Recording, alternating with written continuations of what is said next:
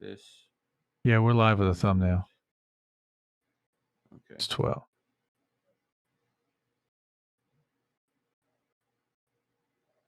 Looks like Nikki's here. Hi, Nikki. Radical Leftist Agenda. Never Fall News Network. Nikki? Welcome. How are you? We're just waiting for all the streams and everything to come up.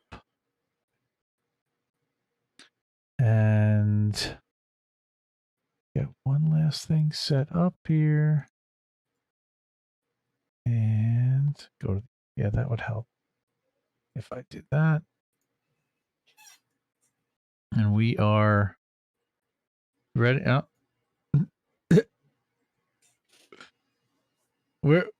I didn't, yeah, we're. What? We're live? Oh. We are live. Oh. Yay. Merry Christmas, everybody. Merry Christmas. Well, it's Boxing Day, right? Merry Christmas. That's right.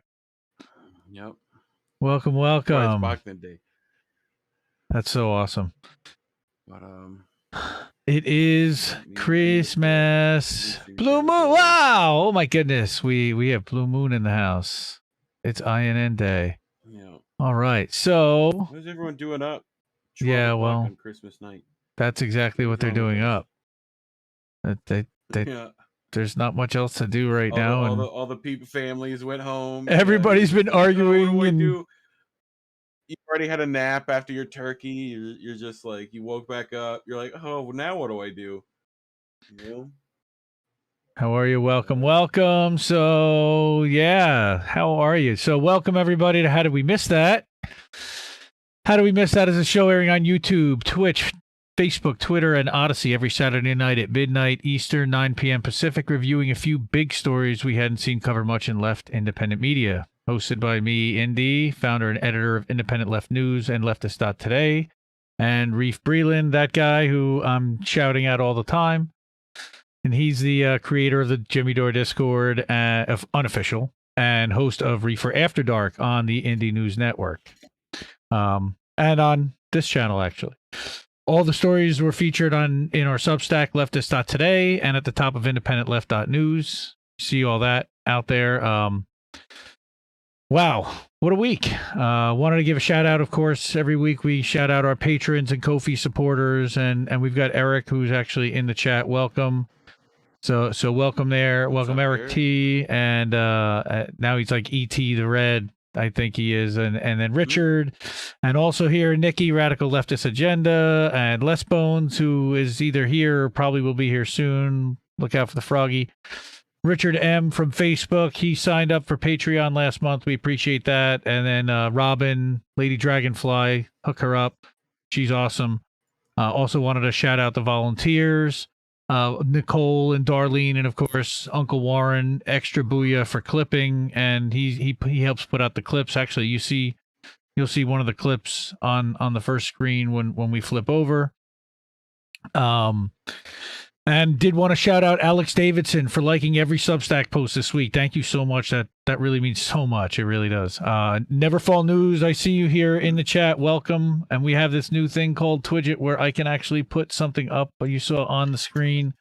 Very cool. So we can put the we can put a chat up. What's up? Yeah, look at that. Eric T. Red. Nice. Right. Fanto's rolling on the floor apparently. That's awesome. Fanto, welcome, and thank you. It doesn't even matter which of the 9,000 channels we're on that you're typing into. We should be able to catch it if Restream Bot does what it's supposed to. Merry Christmas. Merry Christmas to all, or post. I hope you guys got something decent, if anything. I know we're adults now, and adults don't get shit, especially the parents. We just basically have to give. I got this lovely hoodie. I mean, I feel like clothes are a cop-out for Christmas. Like, I mean, I know some people super appreciate them, you know, but I'm like, nah, give me those toys. Give me the good stuff. Like, you know, but I don't need socks. Who needs socks? Like, I'll just find all the ones that I've lost over the years. That should be enough. I get socks at trade shows. I literally, like, they all these booths, they give away socks. So I just go and I collect, and they're nice. They're good quality. You know, they're printed and they're colorful and very cool stuff. But how many hotel bathrobes do you have? Like, I don't have any hotel bathrobes. No, I don't sneak those into the luggage. Those are very large to carry. Those are like meant to. Those are like designed to like. Yeah, but they actually charge you for those. No, I don't do any of that stuff. Well, now it's like they charge your card, and if anything comes up missing, like used to not be that way, you know. Like imagine all those like the Who and the Rolling Stone, like what they did to hotel rooms. Imagine like like that wouldn't fly today because like Jay-Z's got the company card on the line. If he throws a TV out the window, it's like death row is paying for it, right? Like, but nice. Anyway, how have you been? What'd you do? Holy moly! Oh, you know what? I missed Noli. How did I miss Noli D? She's on my list, and I see Bones now in the chat. Les Bones, welcome. Thanks for being a patron, as always. Did you check appreciate your that? List twice? What's that? Did you check your list twice? Well, exactly. I had to check it twice, but I wasn't quite done with the intros because the podcast is actually up to date and it's the audio version of the show. So if you don't want to actually watch us and you want to tell people that they can listen to our goofy asses, they can head over to anchor.fm/ explain. Yes. What the vark.tech is? Oh, it's totally a spam thing. Accompanying. Okay. It's a spam thing.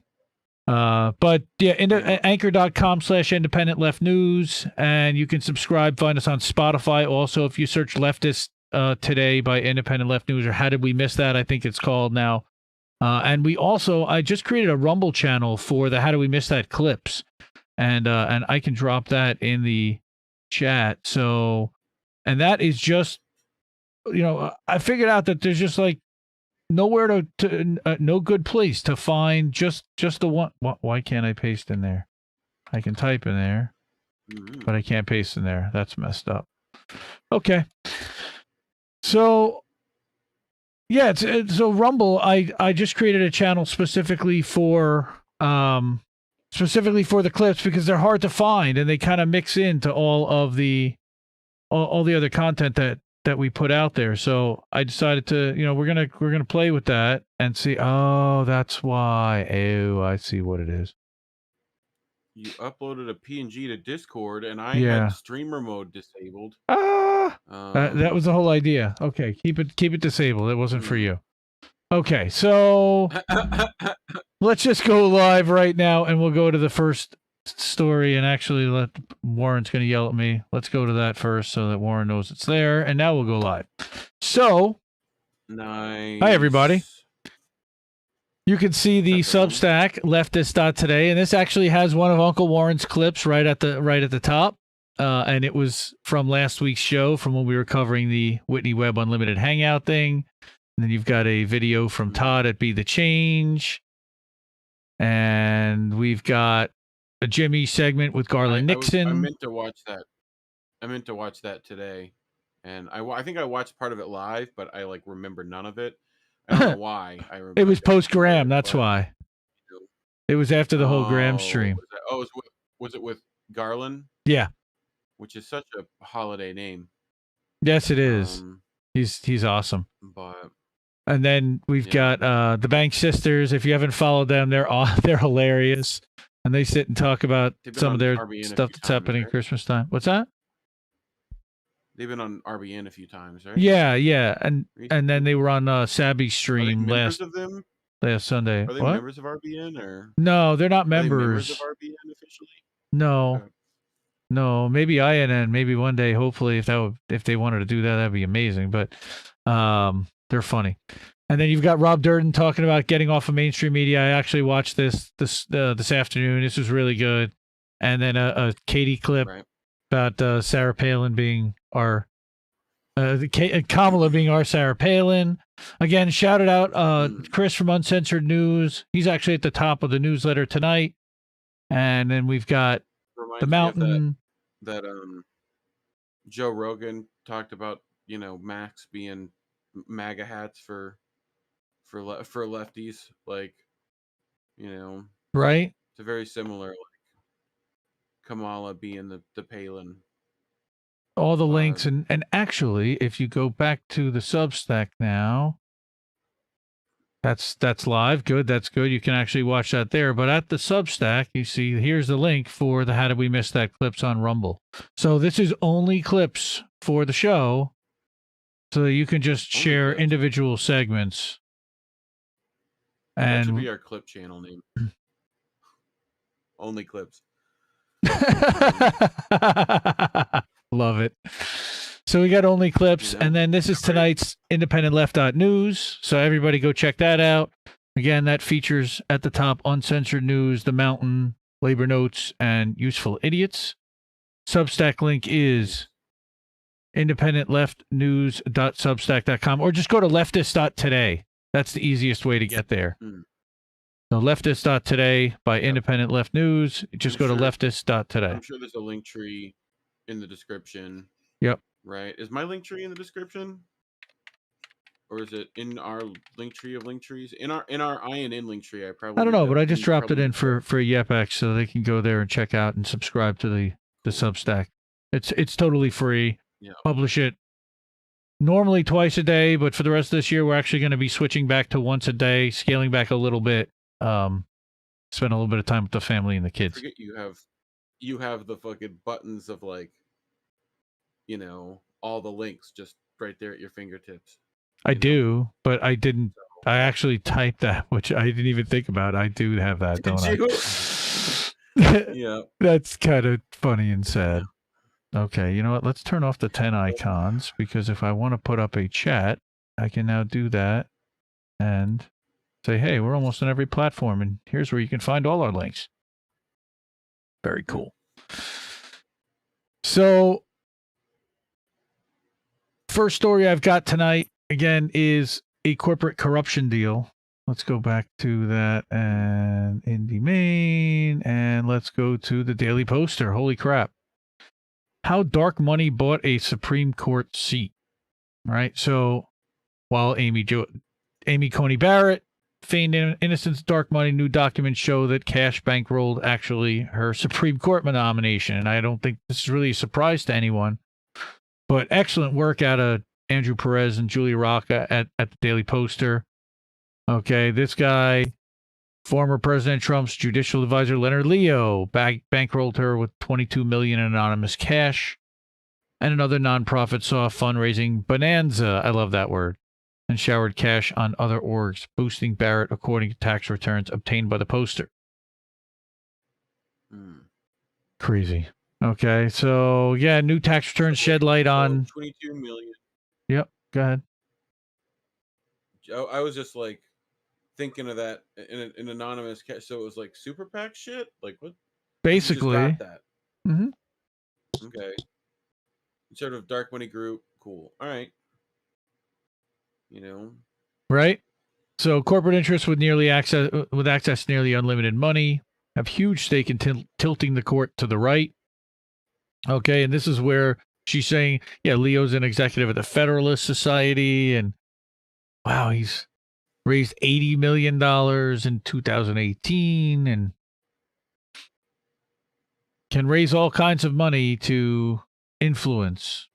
Okay, he spent millions pressuring Republican senators. And exactly how do you spend millions pressing? I guess what you do is you hire a lobbying firm to just harass them and pester them. Right. I guess I don't know exactly what that entails. Partly also probably in an advertising campaign in their home states. So here you go. Do you want outside groups or special interests to take undisclosed? Yeah. So here she is being a hypocrite. What a surprise. And now she's on the Supreme Court. Not nice. Then there's also the 85 fund, bringing in nearly $66 million. But not all of that was donated to Amy Coney Barrett.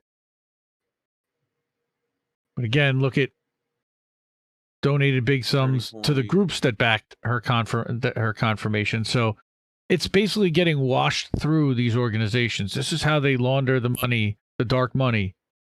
Again, dark money ATM. That's what the 85 2020 fund was. Yep.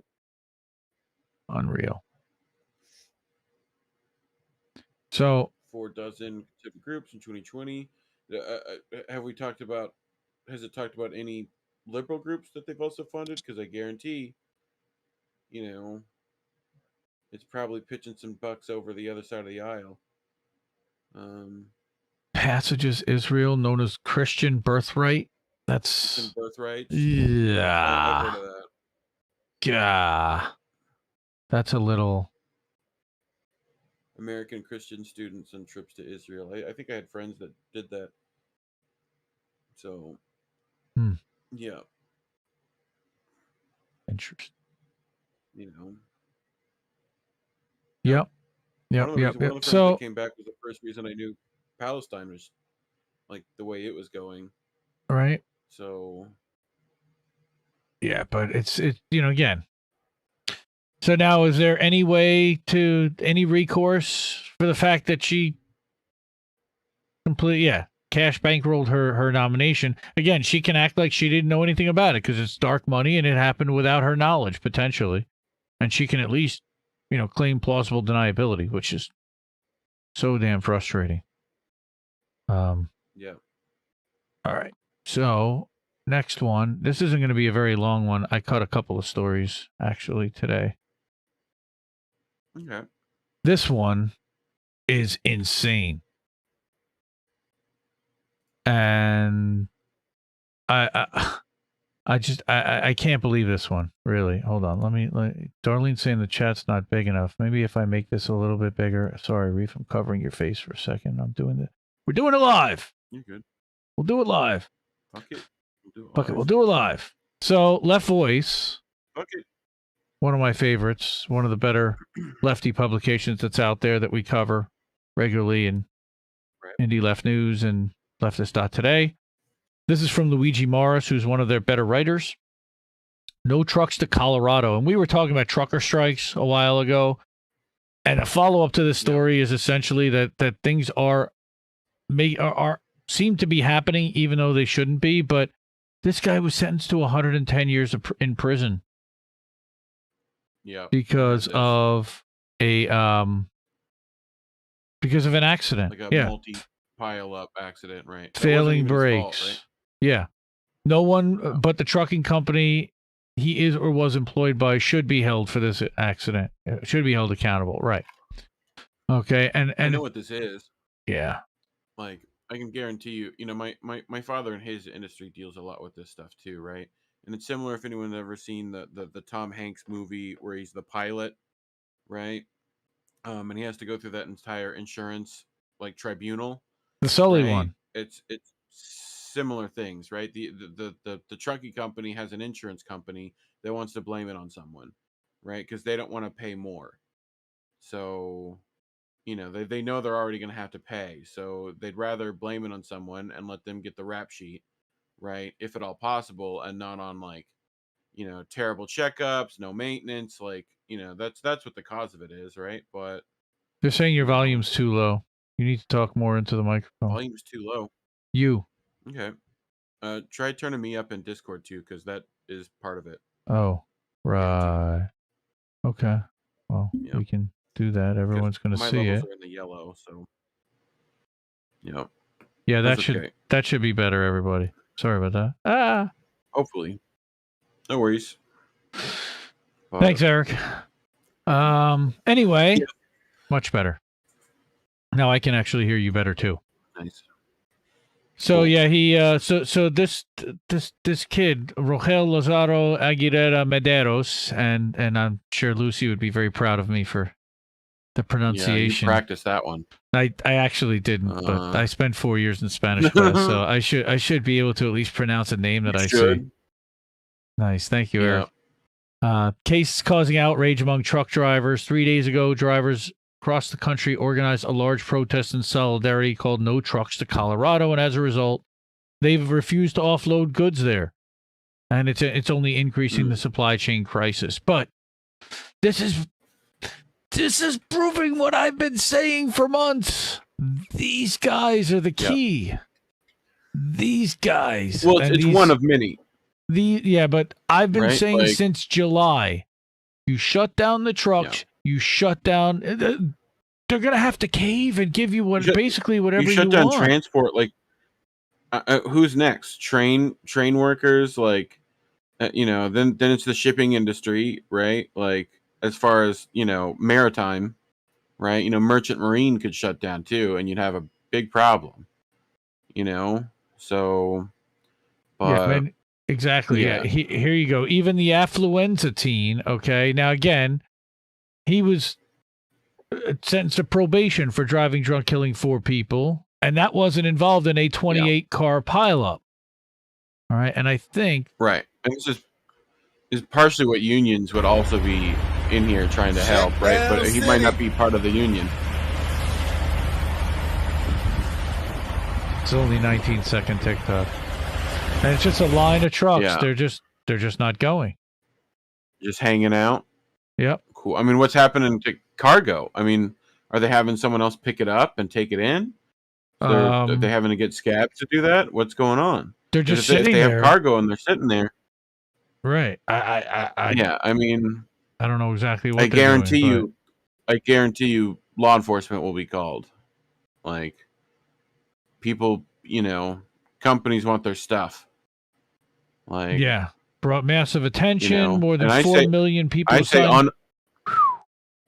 unhook your truck, unhook your cab, leave the cab there, head back. Like, get a new route. Damn. So, but most truckers are still work for themselves essentially. They're like run on bounties, a lot of them, So, wow. Yeah, mechanical variations or violations. Sorry, I mean, one of those V words. The trucking company for the podcast. The trucking company has had several inspections since 2017 with several mechanical violations. There are many things he could have done to avoid the courts, and this is the Change.org petition that's petitioning the governor to give clemency. Where the fuck are the Teamsters? Yeah. Wow. Where are they out of here? Look at that. They're close to 5 million signatures. At 6 million, this becomes one of the top signed. And it's... I mean, it's just... Again, Teamsters, why are you not sending your best lawyers on this? I don't even know if... Was he a member? I don't know. I don't know how... Right, but what the story is. Whether he's a member or not, this should be a thing that the Teamsters care about. Yeah. Like, I don't think they have exclusivity to their lawyer. Yeah, like, just, help them out. Right. All the tests, it was not intentional. It was not a criminal act. Okay. There was a mechanical failure that he's not responsible for at 23 years old. I mean, it's a crazy story. And again, the only person I actually heard talking about this story at all really was, I heard Lucy mention it on Blue Moon Red Wine, I think once, or maybe in our Discord together. And I saw Marcus Cage covered it last Saturday night, which I was like, wow, he was all over this, and that's impressive stuff. But that's a terrible story. This poor kid. I mean, there's a particular Teamster rolling over in his grave right now, wherever it is. And Lucy's LOLing to the Teamsters right now at what you said. Yeah.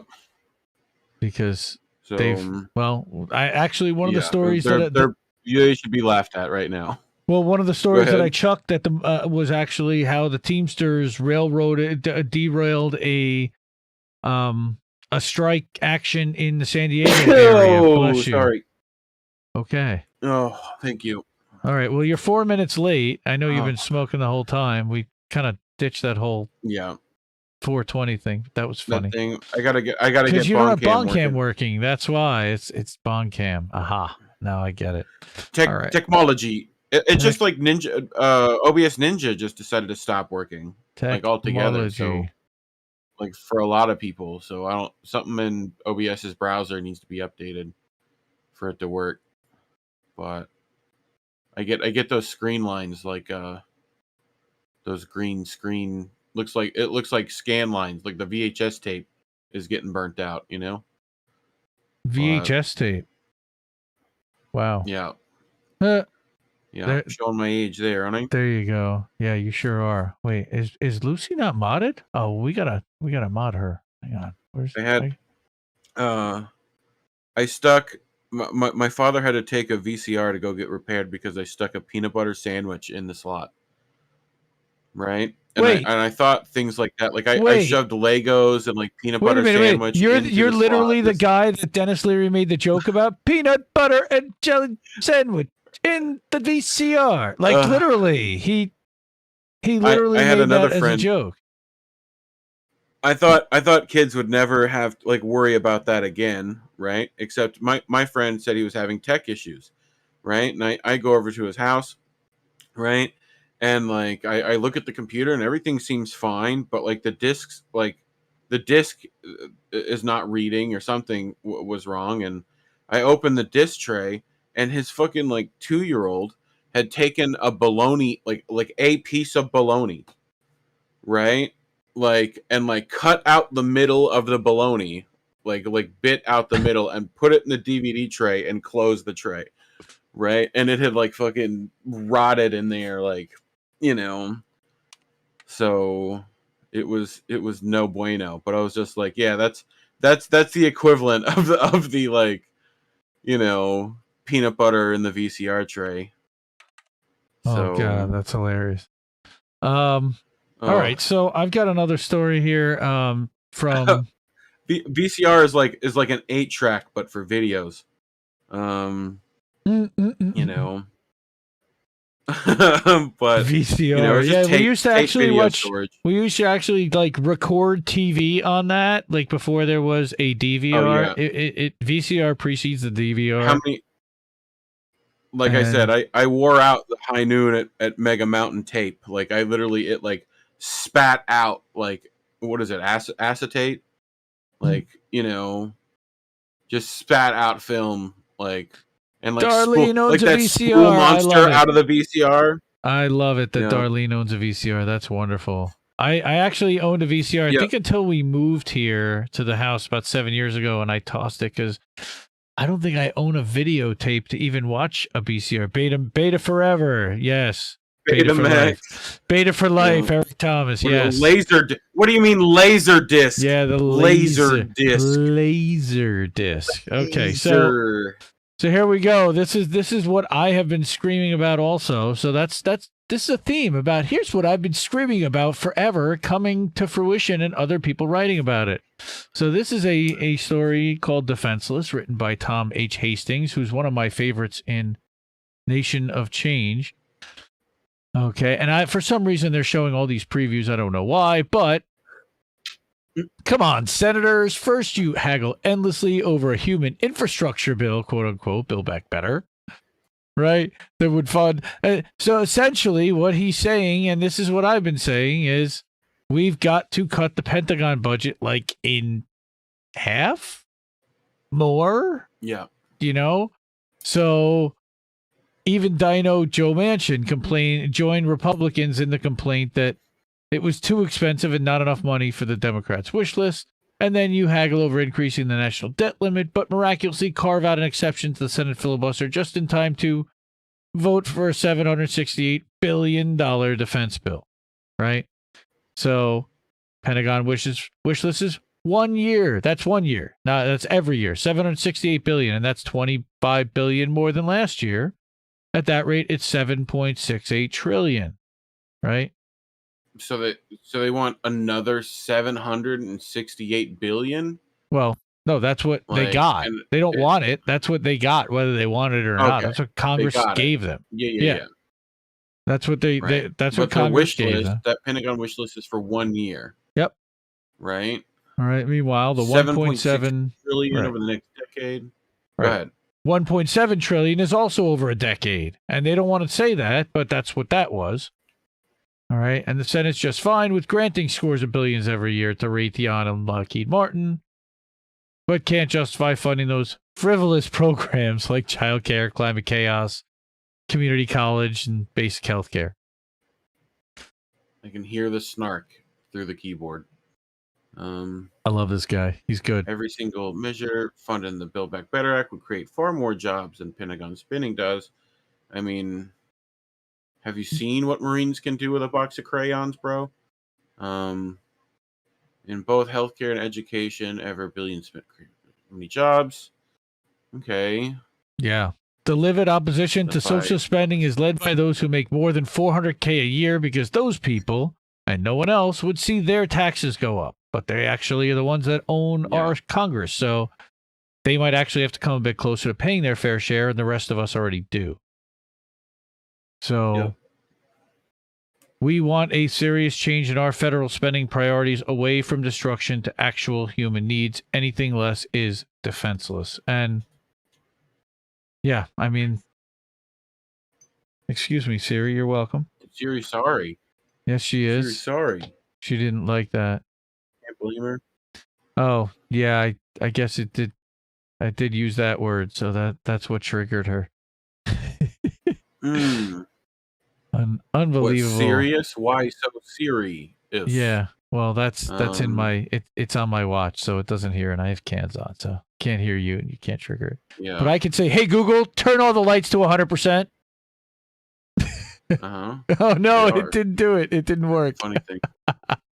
No, that's because I have cans on.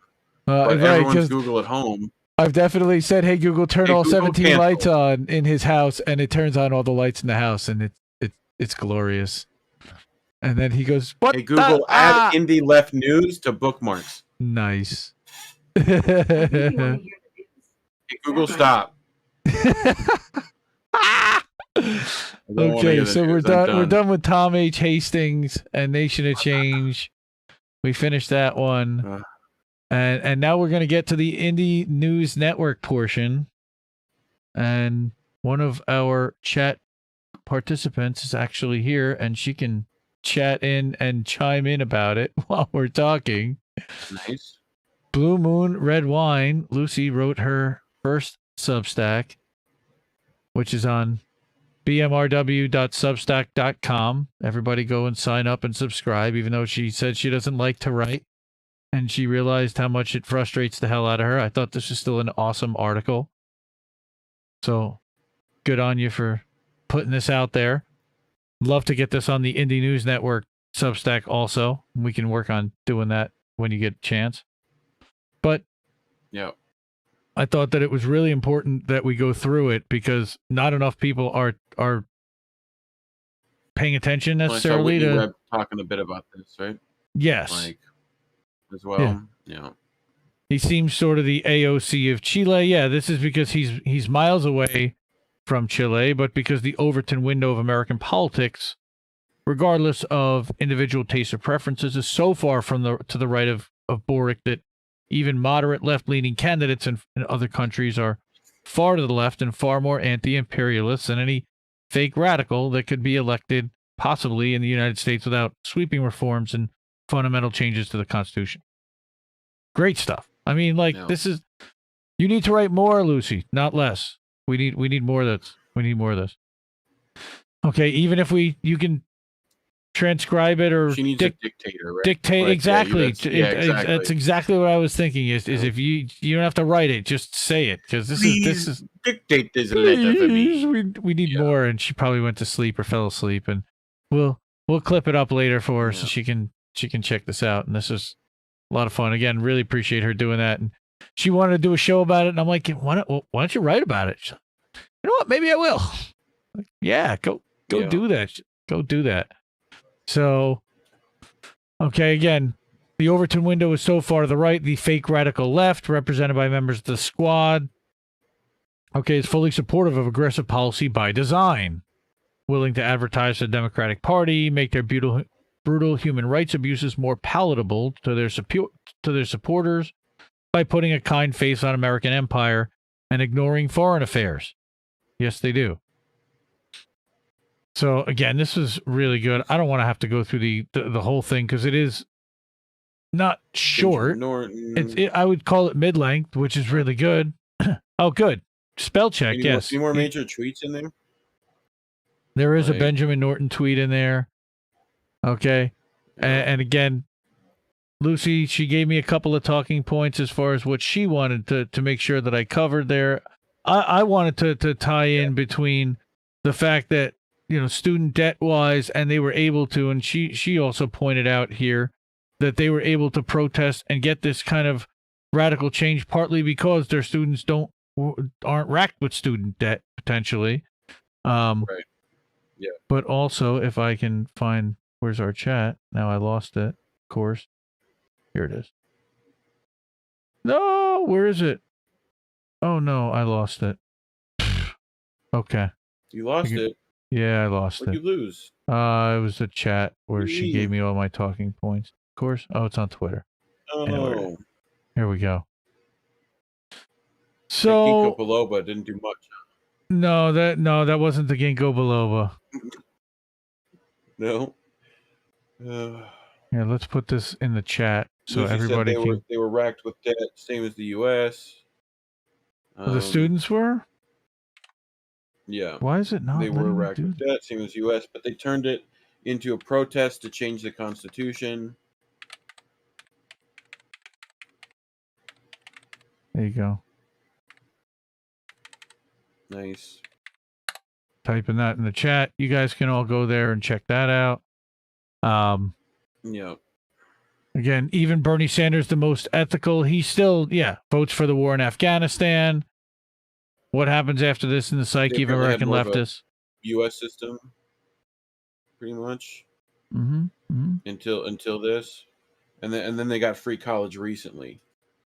So, okay. Moderate left, the most that the moderate left has to gain in Chile through extreme left language is alliance with other leftist nations. However, Chile maintains trade with all these nations regardless and is already a member of Mercosur. Chile's real problem is navigating the fine balance between having a left-leaning government and advocating the brutal reality of possible American intervention, which they already were queuing up. I think the day that Boric got elected. Okay, right. Which is a task that will not be made easier by being an outward radical. Right, like AMLO or even, Lula. And these are people that I think they want to align with. But they also want to keep the CIA essentially out of country. I don't know if you're going to be able to do that. Again, while it might sound a bit simplistic to ideological socialists, Lucy says she would venture to say that Chile, is not the country that really needs to think about having an anti-imperialist government. That's the work cannot be pushed to satellite nations of the empire. It's work that has to be done here. Yes, we must. So how do we manage to fight imperialism, neoliberalism, manage debt crisis, and other problems without tone policing or expecting satellite nations to be radical enough or even to do this work for us? Okay. So Chile is one of the better blueprints. That's really interesting. Here we go.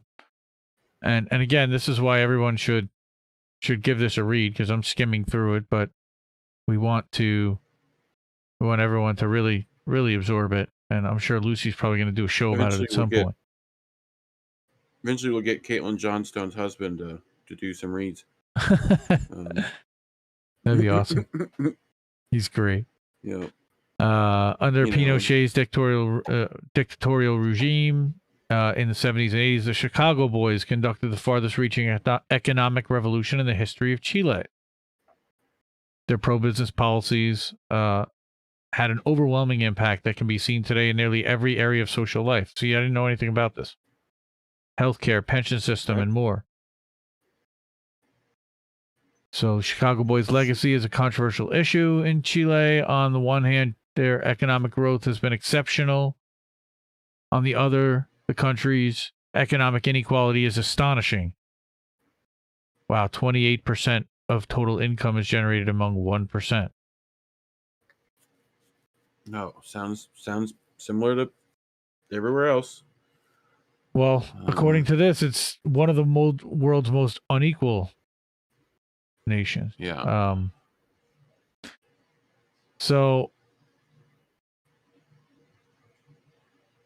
couple things Lucy wanted to point out is that the main thing is that due to our similarities with economists imposing kind of free market libertarian ideology, okay, Chile is a good example of how to break away and build a third party.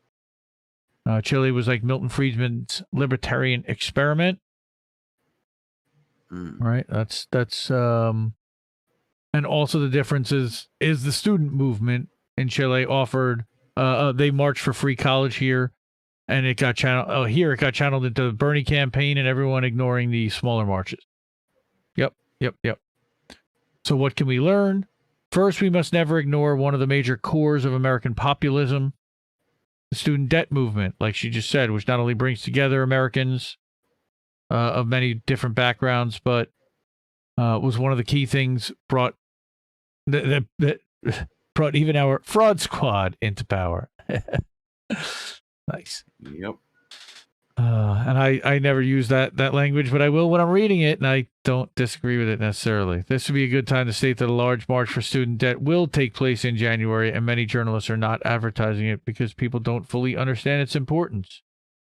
Look at that. Hey, how about that? Yes, January 18th. Department of Education. Register at debtcollective.org. That's one thing we can. Is that George Costanza's thing? We can actually include, Lucy, is we can put a link, like right here, and link to the event so that people could sign up for it. You can grab that link, put it in chat. Sandra Fisher Varktech. I don't have it here, but it's. I mean, you can right click that RSVP link, right? No, it's embedded in a tweet. That's in a photo. She took a screen cap of a tweet. What's the RSVP actionnetwork.org come up? Oh, join us online, debtcollective.org. Just go to debtcollective.org and you'll be able to find the link. Right, but what's that action? Oh, it's because it's a picture of a gotcha. Right. That makes sense. Right. Yeah. Cool. So again, we must fully understand the student movement is not independent or completely separate from other movements like Medicare for all, racial justice, or housing inequality. It's simply the movement with the most energy behind it right now that plays to the basic needs of the youngest and most mobilization-ready part of our population. And to this end, we must stop being picky about the fact that not everyone cares about student debt. Understand that the most sweeping changes will result from the most massive mobilizations, and a lot of people actually do care about student debt, and I'd even challenge that. But yeah, right. I think a lot of us, at least, like especially in this like independent political space, right? Like we're kind of all hands in every problem right now, Mm-hmm. So work gets spread a little thin when we're only like, 20 people, like all together. You know what I'm saying? Like, but we'll get shit. We'll get people. People cover stuff. Yeah, no, don't be sorry, Lucy. This is awesome. I mean, this is your first Substack, and oh yeah, you're great. You did fucking. She was awesome. Just started. She didn't put the link. I think. I know what she meant. She's all good. We got it.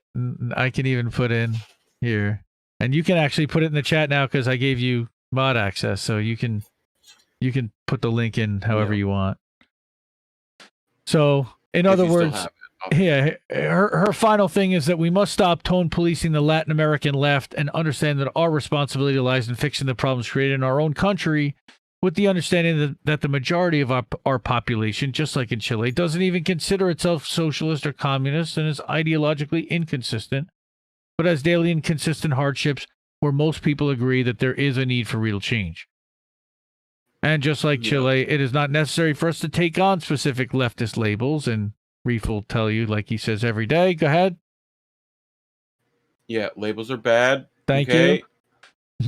Nor align ourselves with leftist countries, but rather explain the need for specific changes like sweeping electoral reform, debt cancellation, and an economic reform in a way that's understood by our own people. In other words, instead of simulating the squad by demanding radicalism in language, a strongly worded letter, we should be more radical in action. And I think as hopefully they don't start locking us down again, but that's kind of their plan. We need to get out there. We need to get out in the streets. We need to get out and protest. We need to get out and be doing direct action and doing it collectively, using our voice. But bravo. I was going to say Mazel Tov, as David Packman would say, Mazel Tov there. Right. Why would we do that when we can just start calling the entirety of Latin America Latinx now? Why would we possibly listen to them instead of try to white-splain to an entire group of people? But Angel has a whole Angel had a whole thing about Latinx for sure. Yeah. So this is Lucy's Substack so far. This is just the beginning of it. There may be more, there may not be. I don't know, but she's also a member of the Indie News Network. She's great, so definitely hook her up. And subscribe here at bmrw.substack.com. Also to her YouTube channel, and she can put a link to that in the channel. You have a button of links. You literally have a giant grid of links. I just have a giant grid of. I have a giant grid of Twitter, but Twitters. Yes, I did all the Twitters. We'll INN links. Yeah, see, this is all to Lucy YouTube. Actually, look at that. That is Lucy's YouTube. That's one of my buttons. Did you jump in there and put that on my stream deck just now? No, just the ginkgo biloba didn't work.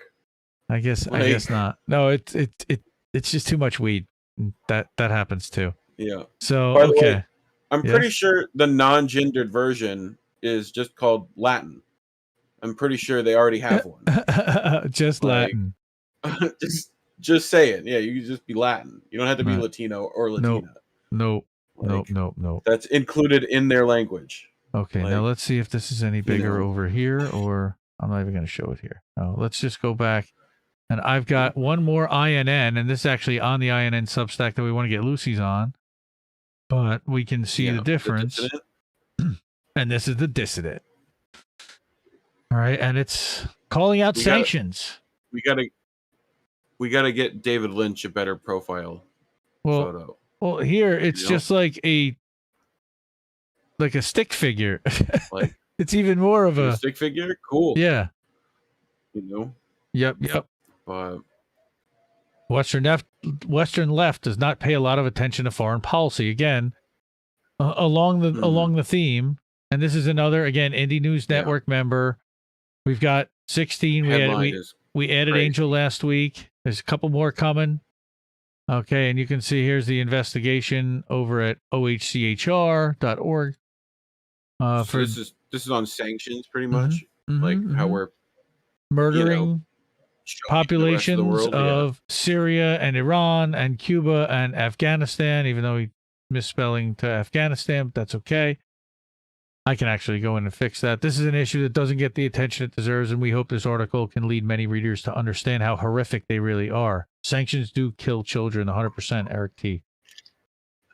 So in Venezuela, right, they talk about how it was the politicians like to use Venezuela as it's a horrible place, it's a terrible country, they're in shambles. Yeah. Terrible. But part of it is socialist nightmare, they say. Right. Sanctions are placed on the country because they successfully defeated our U.S.-backed coup attempts on several occasions. Right. Because of this, we've imposed sadistic sanctions on that harm the most vulnerable people in the country. And that's what happens with sanctions, because the wealthy people will be just fine in the end. They'll be inconvenienced, but again, they block the country of necessary medical equipment. Okay, and they need to be able to run schools and hospitals, public housing, electricity, gas, water. And that's what's being deprived right here. Yeah. They also found sanctions have crippled Venezuela's public health care system, leading to an increase in infant mortality, severe disease, and it's just a snowballing problem. Yeah. And again, the most vulnerable in society are the ones that end up suffering. Right. It's straight up bullying, pretty much. Okay, so this links to a Black Agenda report here from Alfred de Zayas. Again, he talks about Syria and how much money we spent to murder Syrian children. Just Aaron Mate explain, with the Duha thing, explain that sanctions are explicitly target reconstruction, leading Syrians not being able to get medical care, go to school, or buy food. It's just, Yeah, but we're worried about Aaron Mate yelling at us. Oh, Aaron Mate yelled at us. Oh, yeah. Aaron Mate. Oh, Aaron Mate. Yeah. So, okay. Again, we recently hit Iran with even harsher sanctions before nuclear talks with the country, and these sanctions also have had a devastating effect on the population. And Pompeo admitted the outright purpose of these sanctions were to harm the Iranian people in an attempt for regime change. Okay, because and this is what they're also doing. I'm sure they're going to talk about. May talk about Gaza. No, I guess not. Not here. But there's plenty. Look at the sanctions they placed on Gaza and the restrictions that are there as well. I mean, that's yeah. And anyone who speaks out about them, they're also terrible people. Yep. So here you go. The only two countries voting against the embargo on Cuba were the U.S. and Israel. Okay. Didn't stop us from continuing it, which is gross. Travel was doing well when they had reopened. I mean, go ahead. This is what our empire thinks is walking softly, right? The issue of other countries standing up to us is because we also have the big stick, right? We have a giant military force and we continue to fund it. We continue to give money to it and just, that's the problem, right? Who wants to stand up to the bully that's got the brass knuckles? It's that to me is part of the issue, right? America doesn't have any real threat against it in any way, even economically, right? I mean, that's why we're the most worried about China and whatever right now, right? Or what the establishment is worried about. But that seems to be what they're worried about. They might be able to put sanctions on us, so. When that happens, it's going to be a problem.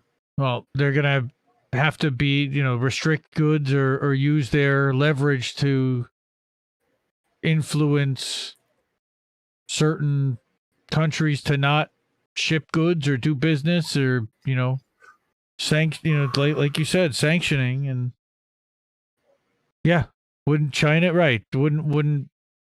potentially at some point look to put sanctions on the U.S. and they could, we want to put it over we want to say something about the Zhejiang province, and I believe we did that this week, that everything has to be inspected and 100% proven to be on the up and up as far as the labor that produced it. And again, the hoops that people will have to jump through in order to be able to prove that will essentially just dry up the commerce that's coming from that area. That's exactly the plan by doing that.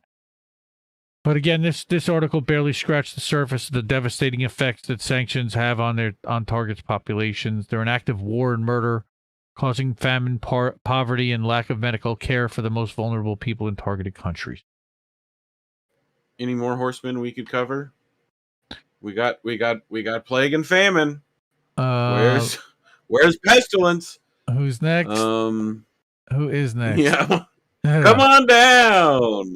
No, we just got corruption next. Corruption is what's next. Yeah. Okay. So let's go to Indy Main and let's go back in time to 2000. And this is one of the how do we go back in time? Hot tub or Lincoln Continental? Hot tub time machine is pretty badass as far as I'm concerned. I'm a big fan. Yeah, but then we have to let Cusack always have to hide a hot tub. I know. Yeah, And Chevy Chase has got to be in the movie. Like I'll take the Austin Powers like, you know, time machine over the hot tub one. You know. But So this is a link to the article that I'm about to read. That I'm about to go through. Yeah, this has everything. So this really goes back, and it says that the presidential 2000 U.S. 2000 presidential election was a harbinger of things to come. Why? Because it had. They're at the end of their date, and they're trying to figure out if they're going to kiss or not. You know. Like they may as well have. I mean, they in a lot of ways served a lot of the same masters, even though they put on a theater that they were on opposite sides of the team, but both of them are multi-gazillionaires and Southern and oh boy. Anyway, so Jennifer Cohn, I have been following her since the 2016 election. Honestly, she's a Russiagator in a way, and I still love her because she also has been the staunchest election integrity expert that I know of for the last 4 years, and she studied these machines, and she understands what's going on with the machines as well as anyone we know. And I would as well as I'd put her knowledge right up there with Fee and Johnny and Pasta.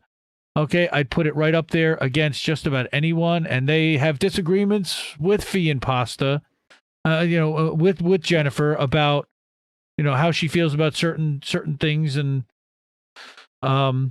Jennifer also has been very much concerned about the Republican trying to take over, after the Georgia election and the Lynn Wood and everything that happened with Trump, and she refers to this as the big lie, which a lot of people do.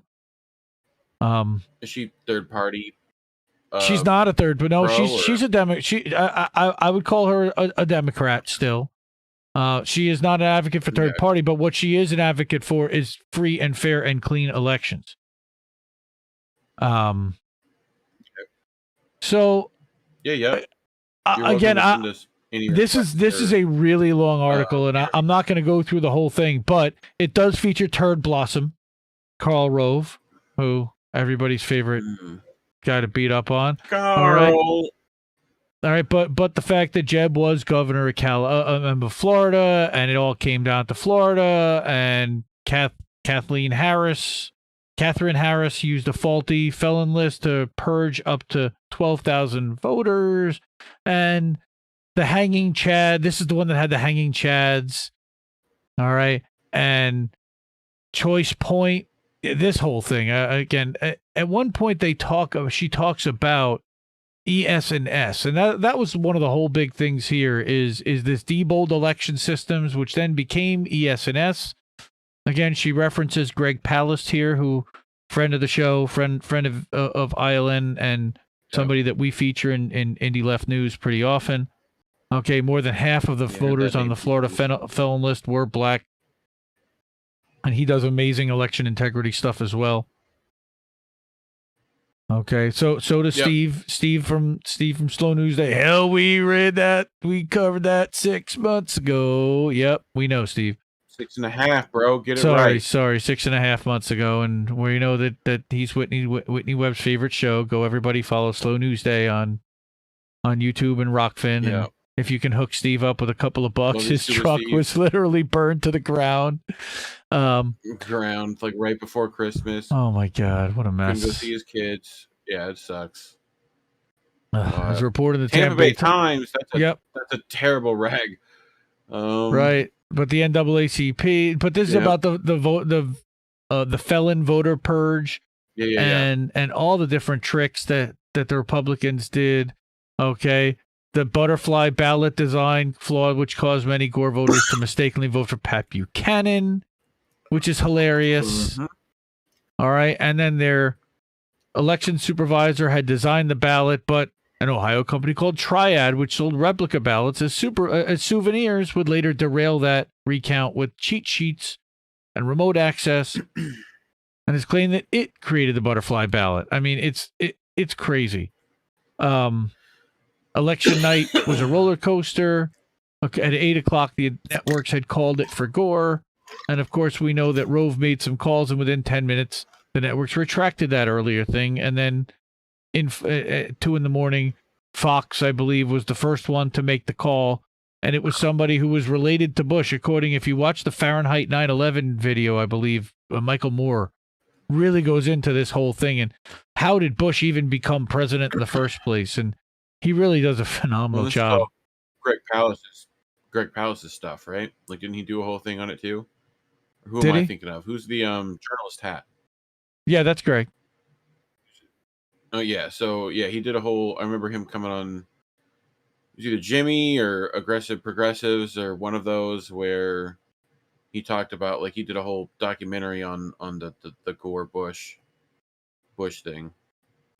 So and why, like, no one, the Progressive Black Caucus and all that stuff that, like, tried to push him to, like, do a recount and all that jazz. Yep, here we go. The vendor, here we go. Global Election Systems. Boom. Here we go. Senior VP, convicted embezzler, Jeffrey Dean. This is where it really starts to get messy. And she's drawn like an Always Sunny in Philadelphia big cop chart of everybody connected. And this one bought this one, and this one worked for this one, and this one went to jail and paid this one off. I mean, this is some unbelievable stuff. I mean, it's wild, the connections. It's Whitney. She does Whitney Webb kind of, and Combo will hate that I say that, but that type of dot connecting of who knows who and who worked for who and who worked and in which election thing and which machine does what. I mean, I've learned just a tremendous amount from her, so I give her a ton of credit, and I thank her for it. She also has a YouTube channel. I think it's called Voting Machine, Stop the Voting Machine Corruption. It used to be called like Voting Machine Corruption or something like that. And I'm like, that almost sounds like you're advocating for it. And she's like, oh, you know what? I should put stop. So yeah, these are the hanging chads, right? Whistleblowers from Sequoia Voting. Okay, told Dan Rather that the company had switched paper stock just before the election, and they knew this would cause problems with the chads. Again, getting back into hanging chads. Everybody go check this one out. Hey, look at that. With hair, Roger Stone. God, you mean with fake hair, Roger Stone? Oh, yeah, that's definitely a rug. A bad one. Yeah, that's like 70s, like, 2K. Okay. And then this goes into a brief history of Roger Stone and all of his election meddling.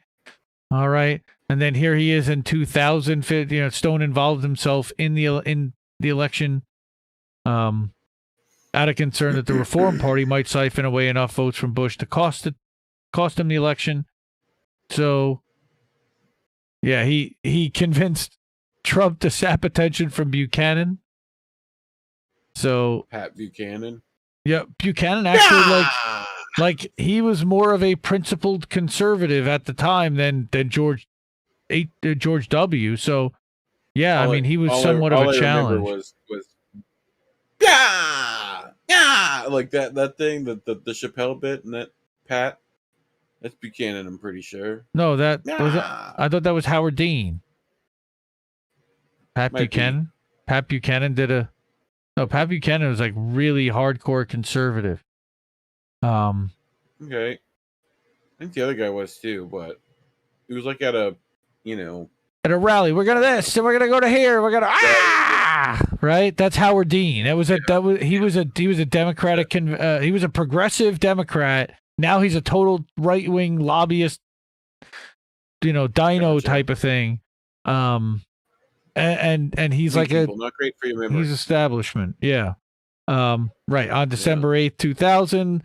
Florida Supreme Court expanded the hand recount to include all 61 counties, but on December 9th, in response to the filing, the Supreme Court temporarily suspended it while it considered whether to shut it down for good, which was crazy. And then they did shut it down, of course, with the Supreme Court justices that his daddy had put on the court, Clarence Thomas included, didn't recuse himself. Gore conceded. Consortium of 8 news agencies later conducted the official statewide recount, and all of them showed that Gore won. We know this. All right. So that's no surprise. But then it talks about also, here we go, Global Diebold's memory cards do more than store votes. They include live executable code. Here we go. All right. And again, she's got, I would subscribe to her stuff if you don't already. She's on Medium, jennycohn1.medium.com. Been publishing here for years. Let me riddle you this, Batman. Go ahead. You know, do you think it would have changed if Gore was elected? I'm leaning towards the nah. Well, would he have read the PDB? Would he have read the PDB of August 6th that said that bin Laden was determined to attack the United States with planes? Probably. Would he have gone to work on day one and not handed the country over to Dick Cheney? Yeah, I think that things would have been substantially different. Now, they would have been neoliberal. They would have been business oriented. Yeah. But would we have gone back into Iraq? Right. I don't think so. I mean, but you say that, like, you know, Obama took 2 wars, made him 7, while being the most anti-war candidate. I agree. Yeah, I know that. And Gore, look, but Gore was always a dove. I mean, he was a like. Yeah. I remember a very staunch environmentalist and anti-war. You know, he was principled to a point. I mean, yeah. And I was I thought he was just weak. Just as a VP who was going up as a former senator, he was just Howie Hawkins disease. Well, and he had just you'd had 8 years of Clinton, and there was a massive scandal at the end, and I was never a Clinton fan to begin with, and it felt like it was going to be a continuation, a third term of the Clinton presidency in a lot of ways, and most of us were done with it, even with the tech boom that was going on at the time. Yeah.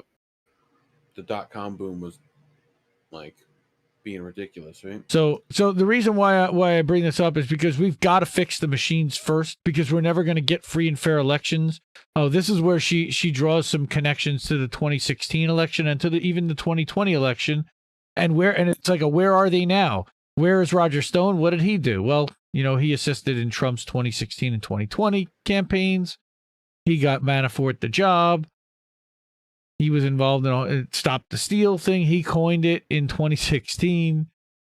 Okay, he deployed it during the Florida recount event, recount in 2018. Then you've got Jack Persybek and what he's doing these days. Okay, and Ali Alexander, who's in one of these pictures, but Stone protege. Okay, he was a convicted felon who was a co-organizer of January 6th, which she, again, is very much looking into who funded that and how did that happen. And there are still a lot of questions as to exactly how and why and what, but here, you know, he is RU, and then it's Arizona GOP, which is a little creepy, and that's a blue check to count.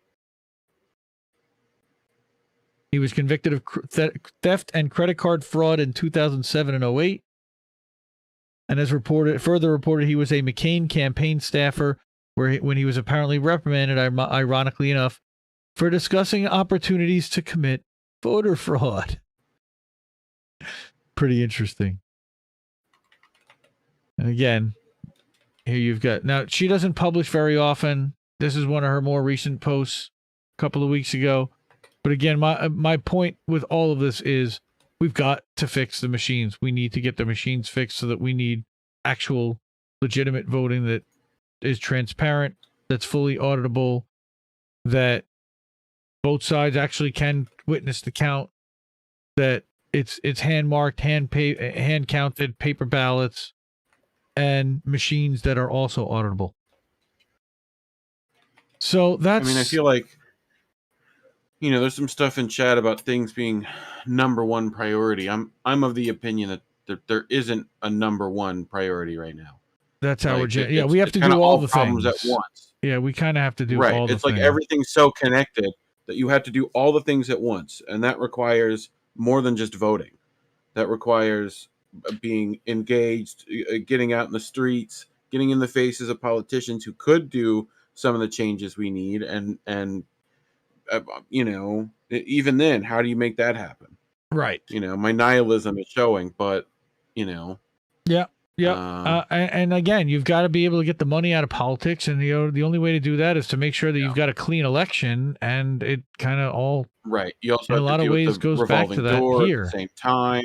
Right. Insider stock trading it's like there's so many little problems all at once that to deal with one of them is like to try to focus one step at a time. It's going to take too long. So Yep. No, I'm again, welcome to any ideas, but we're open to all of it. But I did want to end on a somewhat positive and uplifting note, since this is Christmas, and we do talk a lot about mutual aid. And I shared an article. This was actually at the top of today's Independent Left.News for most of Christmas Day.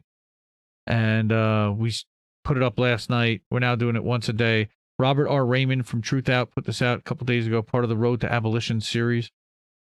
And what this is doing is shouting out the organizers that are building solidarity through a holiday mutual aid through their work for the holidays. And did want to shed... There's a number one priority right now. It's mutual aid. Help out the people next to you who need it.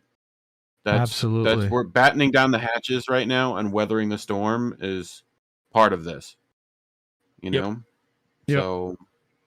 So again, just a short thing. The Winter Warmth fundraiser in Des Moines, Iowa, one of many efforts across the country focused on providing warmth literally to those who need it. So they're paying utility bills and providing propane heat to the unhoused residents. That's awesome. Fundraiser being organized by Des Moines Black Liberation Movement, Rent Relief Fund, and Des Moines Mutual Aid, part of the broader Iowa Mutual Aid Network. Okay, similar mutual aid networks sprung up across the country, which is really important. Queens Mutual Aid Network, they're raising funds, and I put the link, actually, I tweeted this out earlier today. Okay, they're raising funds to do what exactly?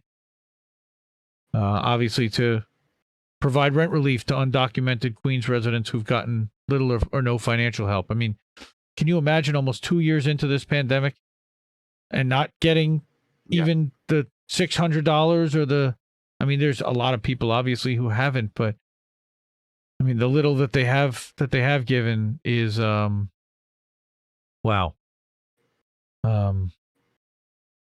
Okay, again, hashtag warm for holidays campaign. And this is a Google Doc where there are all kinds of tips and ideas. I've seen a bunch of stuff going around of the hobo heaters, where you put the pot on top of the candle and get some residual heat retention, and this is one of the things that kills so many people all the time during the winter, and it's scary. Hypothermia. The numbers on this. Yeah. I mean, just from exposure, it's awful to me, but you know what? I'm going to link the Truth Out article, and that has a link to both the document and all of the other links that are there. Here, paste that in there. There you go. Everybody can go to this website, can go to this page.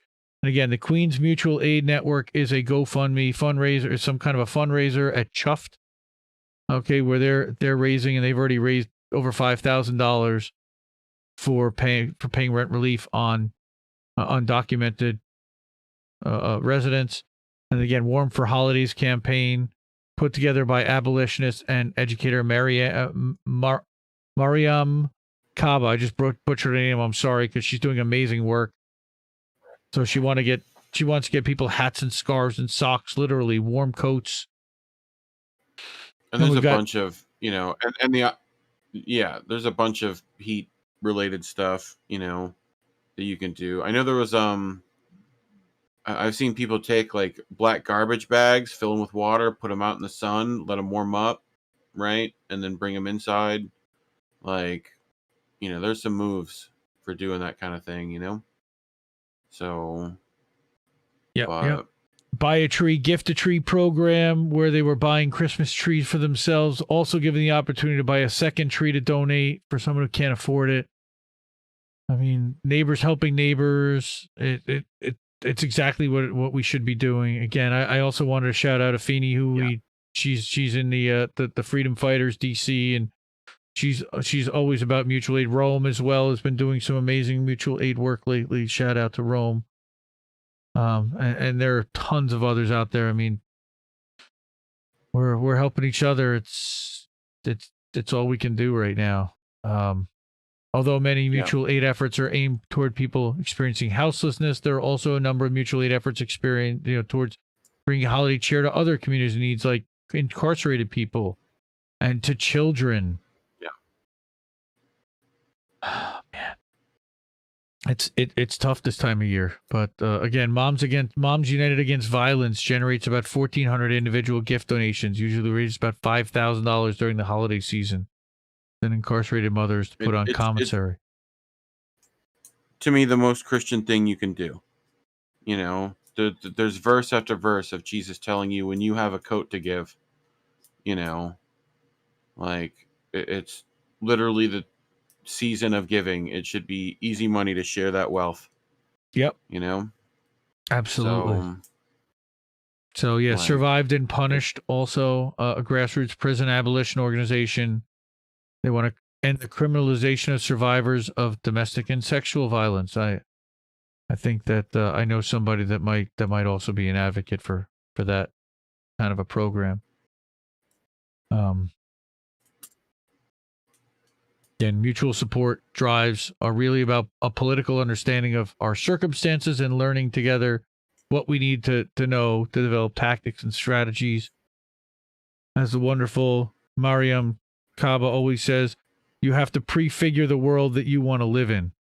And in some ways, I think we're putting... So again, imagine the world you want to live in and work towards it. So I thought this would be a little bit shorter tonight, but it wasn't really that much shorter. We filled it out with stuff, you know. Yep.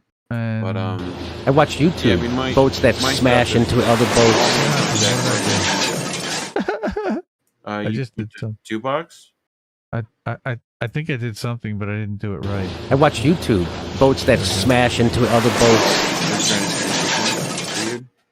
Because now it's I watch YouTube boats that stop. Move away. Go back. Just the two. Wait. It's not picking the right thing. So go to boats transition. It is, and then go over to just the two of us. I watch YouTube boats that smash into other boats. Sorry. I do this. Is that and then I watch YouTube boats that it's not there. Just Bird watching rescreen. There we go. I got it. Yeah. Why is it? You got to take your badge off. Why do I have that there? Yeah, I thought I did it on the other one. Hold on, I can fix that. You're gonna have to look into the void, people. Hold on. Hold on. Mirrors within mirrors within mirrors. Where is it? I found it. There we go. Anyway, I also need to turn off the Spotify I've got on so I don't get a DMCA'd when I hit the sound on. Perfect. That should be it. So it's boats time, everybody. Yay! You know, where we undo all the depression that normal politics has caused us. Do you know how Santa does it, Indy? I sure do. This is how he makes it. Yeah, I feel this so hard. This is how I eat so many cookies too. You know, I made cookies today for Christmas and I ate like 8 of them. I was like fucking. I had the munchies like a mofo on that, but like I wanted some. I was like, we didn't make cookies last night, so I was like, Santa's pissed, so we had to make 2 batches. There's like cookie inflation, you know. So, but speaking of cookies, right? I'm sure Santa got a few other kinds of cookies this year. You know, and this is a great excuse for, you know, the places that Santa didn't make it, you know. Uh-oh. So He's got a sleigh full of presents still in there, and a bag of Taco Bell. Yeah, but he came back with Taco Bell. Couple of Baja How did Blasts. they go? Fuck. Fuck. That's me Nice. too. Like fucking shit. I was supposed to do something. Oh boy. But anyway, you can get peppermint candy cane papers. I think I might have some actually. But it would take me looking through my entire thing of papers to find them. You know? Peppermint papers? I have quite a few. Yeah. That's cool. Like this is just my like 1 1/4. Like that's just 1 1/4. If anyone needs papers, let me know. Because I never use them. So, and then I think I have the big box of king size, like just filled, like packed in there, you know. Those are for like the Amsterdam kind of joints, the king size. Yep. Yeah, those are ones where like they actually mix it. They're not even pure. They don't call them pure. Yeah. They're like mixed joints, just and then spliffs. And then you've got the pure. I always went for the pures. Yeah, because that's a real European thing. The mixed. Yes, it is. You know? But it's also like their whole thing was it's so strong we can't hang, like can't smoke a whole thing down. Yeah, it's like get with it, people. You know? All right, so we're doing more boats. Yeah, we have more boats. Yep, I had to hit the button again. This is the old school cop. Come on, that's photoshopped. No, it's not. That's the car number. I don't think it is. That's the look it's the inside. Car number, wow. That's awesome. Officer Fortwitty here. Oh, he needs a car wash too. Look at all the fingerprints underneath the word police. Wow, yeah, that's a I know, filthy right? police car. That's embarrassing. Yeah. Also, how does he not get like he's joked at all day, right? Like, wow. You know, so I hope that's not like the DEA version. Yeah, their DEA division. The DEA 420 car 420. Yeah. Where are you? Yeah, I hope it is just like the stoner of the group, and they just gave that one to him because he really liked it. You know, he's just on the fucking thing the whole time, like, bro, can we put out an APB for like some Cheetos? You know, like. Anyway, this I want a real Christmas tree this size. You know, that's like a normal Christmas tree sized. Nice grinder. But that, like, just give me a giant tree of that. Yeah, right. I think that's the Canistore grinder. If I'm not mistaken. But yeah, after you smoke those Christmas trees, you make Christmas mistakes. This is just perfection. Some guy found the best spot. Sitting right above fog, this is essentially, like a fog layer. That's great. Yeah. But yeah, after that many clouds, you make mistakes like this. Oh, right? Could you see what could have happened? Oh, well, you know what? Anyone want cayenne rolls? Anyway, that's a spicy cinnamon. That's a spicy cinnamon. That's a spicy cinnamon. Hey man, again, I hope, like, hand those out to the fucking kids. Here you go. Well, wait a minute. If you're down in New Orleans, like, that's breakfast. Yeah, this is probably fine. That's this breakfast. Is normal. Are you kidding? I'd be all right. You know, I'd be like, ooh, this is like sweet, spicy. That could be tasty. Yeah, a little savory. Yeah. Okay. What other? Nice. This is the best gift. Nice. This is the best gift. We should definitely give more of this gift. Yep. But you know, I think it's a let it snow. That is an unfortunate unfortunate wrapping incident right there. Yep. Tits. I bet Tits and the tits. husband was super disappointed at what was inside. Mm. You know, oh, this is not what was on the packaging. So look at this MacGyver. Just grabbing a snowball. Like, yeah.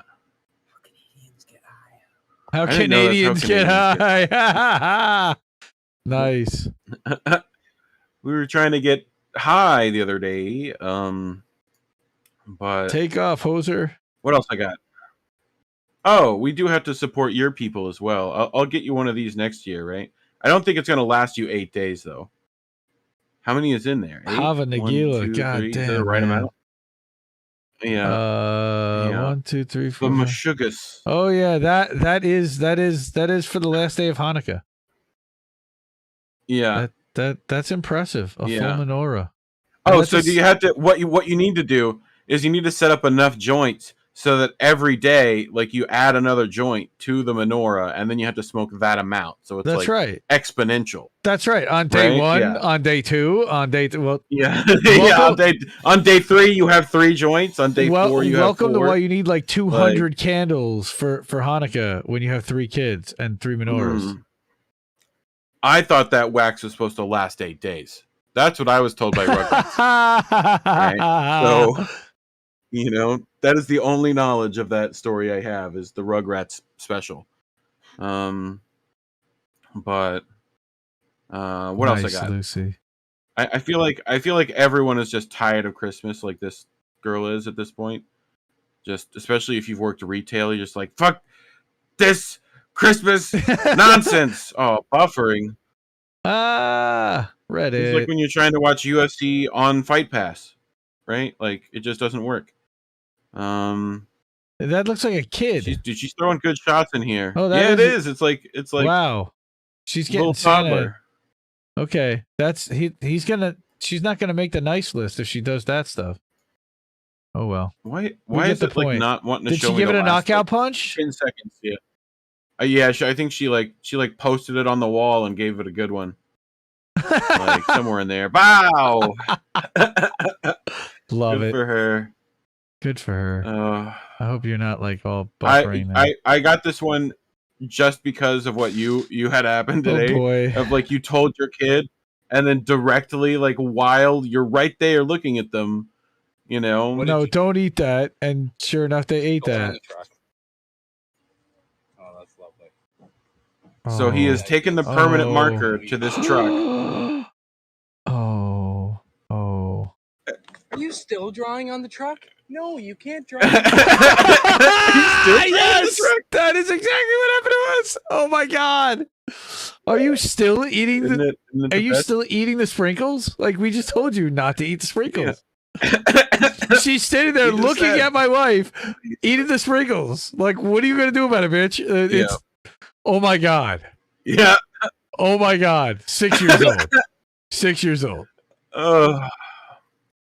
I do have that is the beginning to the dad zone that we've now entered. When's the last time you had snow? We had it 2 days ago in the morning, but it didn't really stick. Have you taught kids how to do snow angels yet? Yeah, my girls know how. Oh boy. Okay. We taught you. You do the thing. Yeah, do it. Do it, kid. He's flopping. He's flopping like a penguin. Kids do it. You got it, kid. We gotta literally show him, and then he's still gonna and then he does it again. Clappy. Yep. Clap. Yep.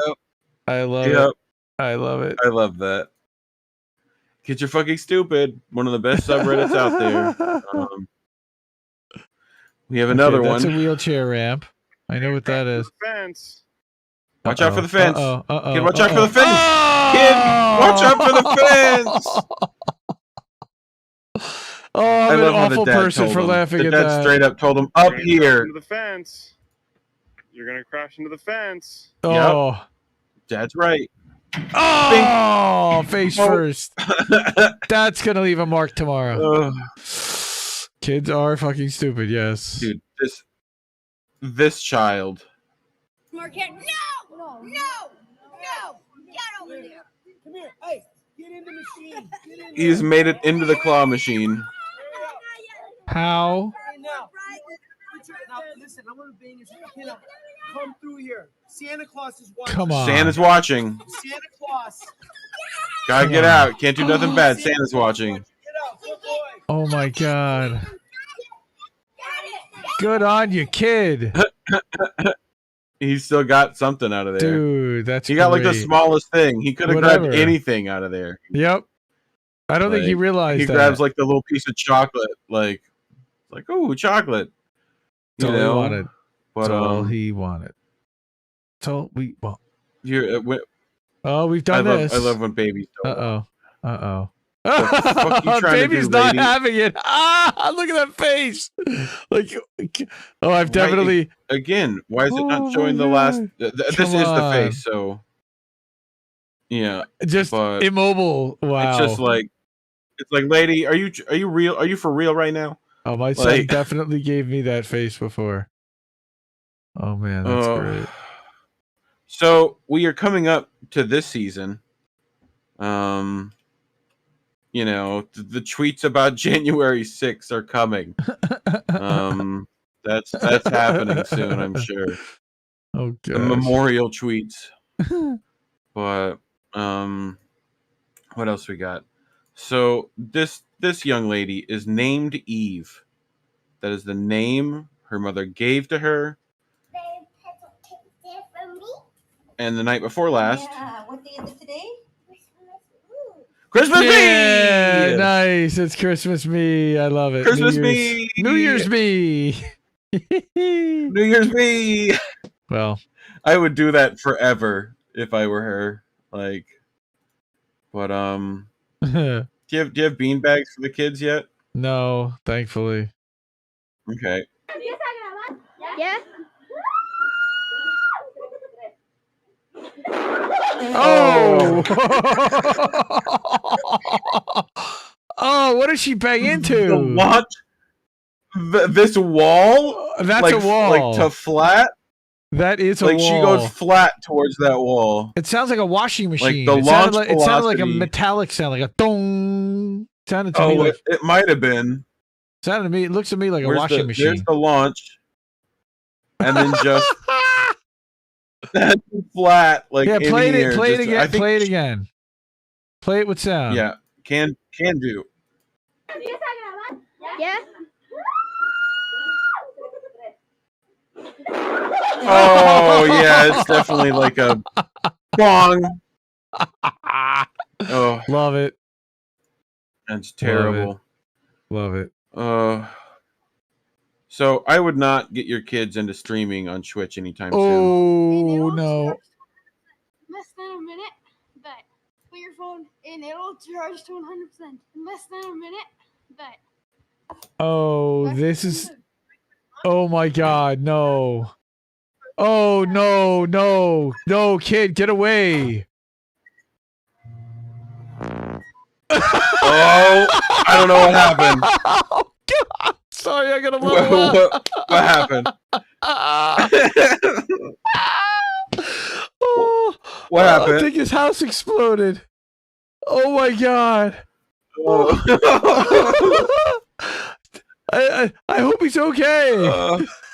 Oh God. Dude. He'll be fine, I think, but he was standing right in front of that thing. Now. Wow. Wait. Go back to the comments. I got to see some of the comments. Okay. Scroll down to the comments. Isn't he the same kid that tried to microwave his cat first? Like this is a better reason why kids shouldn't stream. Kid looks way too old to be convinced by the internet that he should put his cat in the microwave. But then again, kids are fucking stupid. Wow. But what else we got?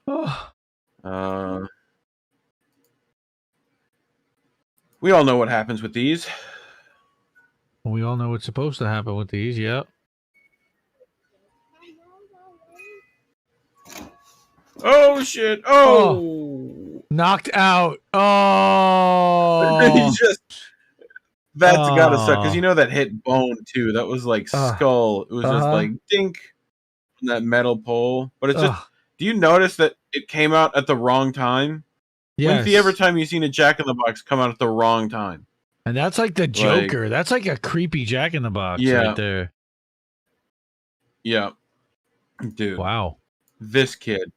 Someone needs to get this kid. Nobody is safe. They oh my God! Look at that kid in the back right now. Okay. Yeah, he's right, definitely. first of all, they need to bump him up a grade. First of all, yeah, he definitely. I think he's messing with the age restriction. Yeah, probably. But you ready? Is he just gonna plow right through everybody? Are they all just gonna hang on him? Oh, including his own teammate. Ain't no stopping him now. Nope. Okay, if you ever saw the movie Wildcats, this is House. There is literally a character in the movie Wildcats that is like enormously bigger than everybody else, and they give him the ball and he refrigerator parries it. He cleans his own QB, bro. Oh just my God! Just and still got the handoff. Got the handoff and stiff arms. Like stiff arms his like. Oh no, he just knocked the quarterback straight over. Just plowed right through him. Yeah. Still gets the TD on that. Good for him. Dude. Look for him on NFL fields, not so in the not too distant future. Yeah. I tried. Pillowcase? How'd you get stuck in the pillowcase? No, it's a chef. And he got stuck in the pillowcase. Can you feel Dad's hand? Okay, go that way. Put your hand out. Come on. Right there. Oh no, you're going to have to live in there.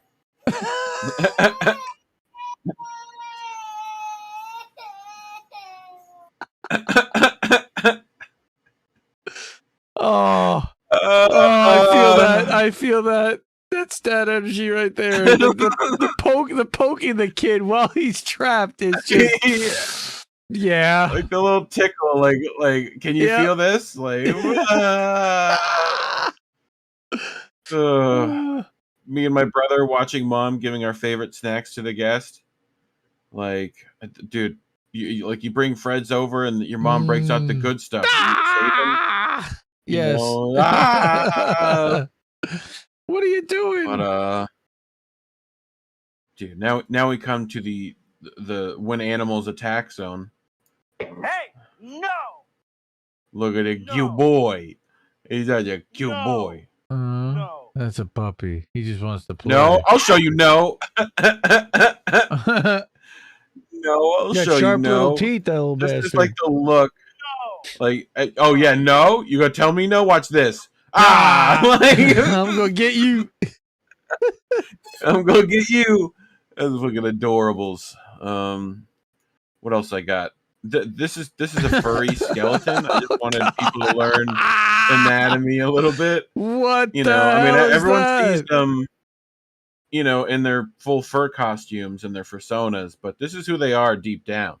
What the hell is that? You know, I don't know. I wish I could tell you. Who? It's just a furry skeleton.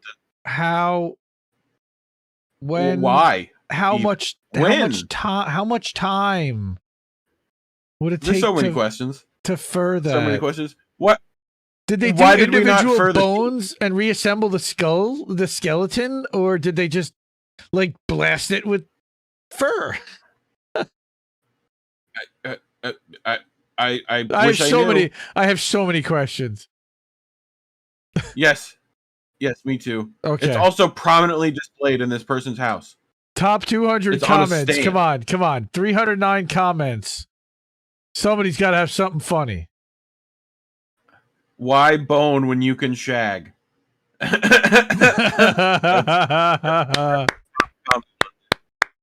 Do I make you furry, baby?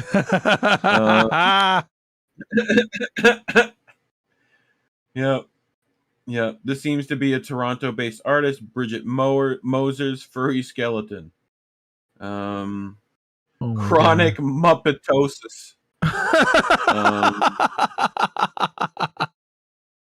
That's a good one too. Again, Reddit comments can be very funny. Looks like a decomposed Muppet. That's right. Here's the other artwork. Muppet Morphus. Let's give her. Oh, sorry, I didn't see you there. So here's the artist, right? And I just want to see what other stuff we have. More furry skeleton. Other stuff. What? That's not her. Yes, Chef. I'm not sure. Is that Chef Boyardee? It looks like it. Boyardee Academy. I know my Boyardee. But yeah, interesting. I just want to find more of her stuff, which I guess is this stuff. More furry skeleton. Sure. Love lamp. I love lamp. Wow, that's a croc figure. Sure. Okay.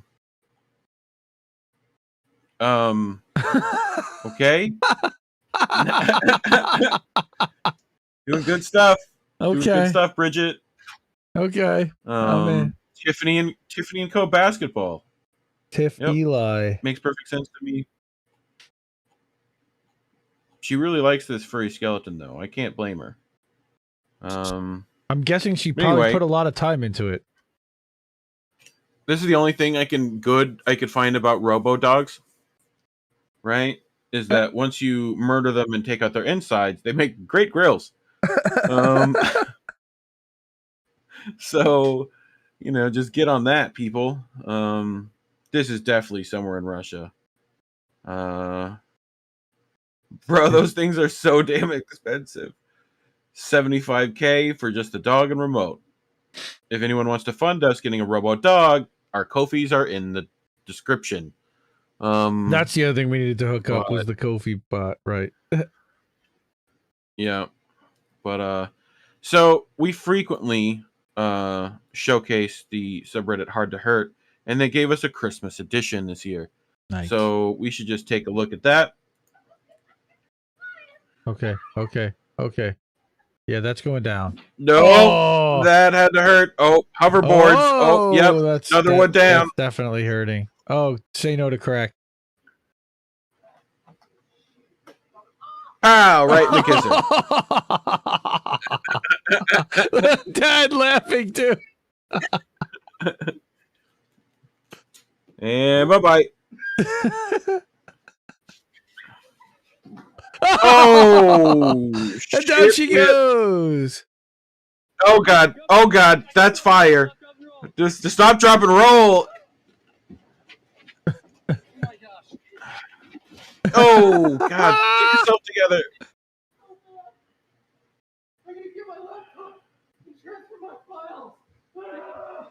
Gets a new computer, super happy. Oh no. Oh shit. Oh no. Did he just the slide? Oh, Jesus, that guy fucked him up. Wow.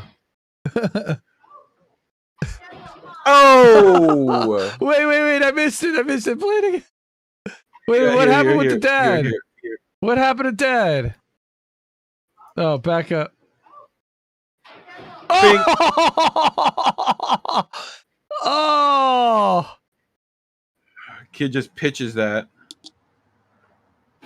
And from the top rope. Okay, he jumped off the roof. He's good. Yeah, because he definitely jumped off the roof. Right onto the pong table. Yeah, but he jumped up above frame and then came down, right? With chair underneath him, I didn't notice he had the chair. He was sitting on a chair. Yeah, he brought the plastic chair with him. It's literally a frame that you see him. Yeah, he brings the chair. Yep. Wow. Can confirm he brought the chair. Whee! Nice. Good job, Cat. Cat. Be doing the same shit we do. Good job, Cat. Dude, Cat. He just wanted the ornament anyway. He's like, boom. Yeah, I was going for the red ornament. Yeah. I want that red ornament. No, God. Okay, cool. I got it. Like, gone. Is that the indie left cat ornament that he was knows going? I think he was going for the ornament in my logo. Yeah, any left one. Yeah. This one is just the luck. This cat. This is he definitely lost one of those 9 lives here. So this is a fire stove. Oh, cat! No, don't go in there. No. Like, you fucking. What? Like, what did he think was? Oh, a hole I can jump in. Like, Ooh, a hole I can jump in. Ooh, it's warm. Oh shit, too warm. Like, okay. That cat was like, I am ready to die. Existence is pain. Please. Like, you know. But yeah, like, I hope it didn't get a few whiskers singed there. But that would be lucky if that's all that happened. Chances of being killed by a cat is small, but it never equals 0. Oh boy. I'm gonna come fuck you up, dog. Like, he's got a knife. It's self-defense. Like, yeah, it's self-defense. What have you got there? A knife. No. Do you remember that video? This video lives in my mind rent-free. Rent-free. Yeah. Oh man. Let's see if I can find that. What are you doing? I have a knife. What is it? What have you got there? That's what it is. A knife. Let's see if we can find that. Oh, here we go. If you've not seen this one. No. Yeah, Reddit makes you find other pieces of the internet through your research.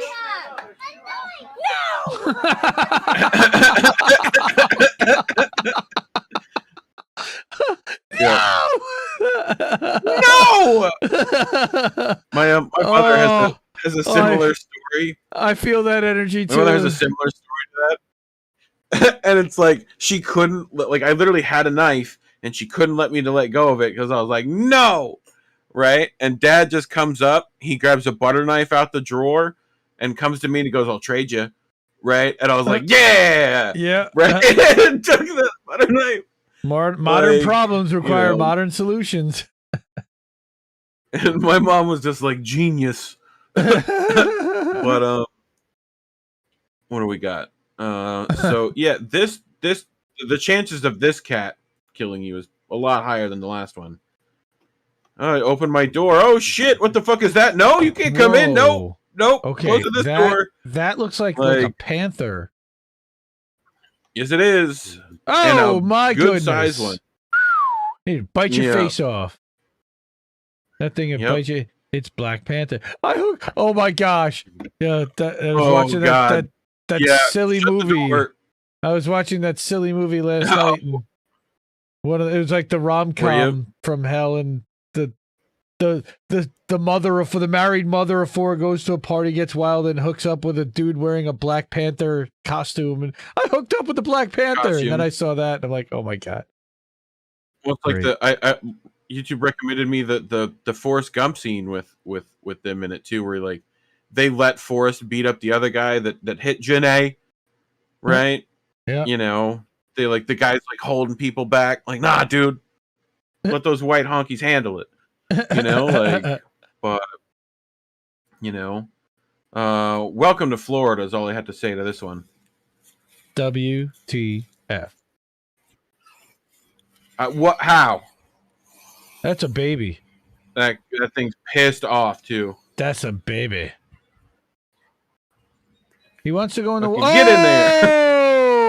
Go on, get. Dude, you better run. That's all I'm saying. Yeah, dude. You throw that thing, you better run. I can't blame him. You best run after that, because he's coming after you. Yeah, that's wow. Florida. This is a much better pet than Florida. Alligator. And this is such a good boy. You know, we had that tornado rip through stuff not that long ago, so you know, if only this dog had been there to stop it. Like, no, No, don't, no. Wait, Stop. what? No, How- no. Stop. How? No, I don't like. How? I wish I could tell you. It's Super Dog. I don't know, man. Wow. Like, Okay. yeah, wow. Wow. Yeah, I think he just disrupts the like wind enough to like okay. not have a column start. But sure. yeah, it's just the fact that the dog's like, yes, I am in control of nature. But yeah, I thought that one was neat. This one is a classic. People have seen this one out here. Blind dog, couch was moved. Oh! Ooh, my face hurts. Oh, let's see that one again, though. Let's see that one again. It's just pink. Oh, that poor pup. Oh, one more time. I know the dog's just like, but like that happens all the time. Like, where'd my couch go? Oh, wait. Where's the couch? Yep. Yeah, like they set up, like they legit set up a camera to film a dog at face palm at full force into a wall. Like the fuck is wrong with these car? Yeah, seriously, fucking terrible. What?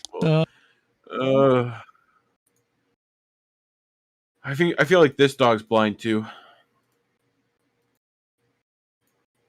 Whee! Oh!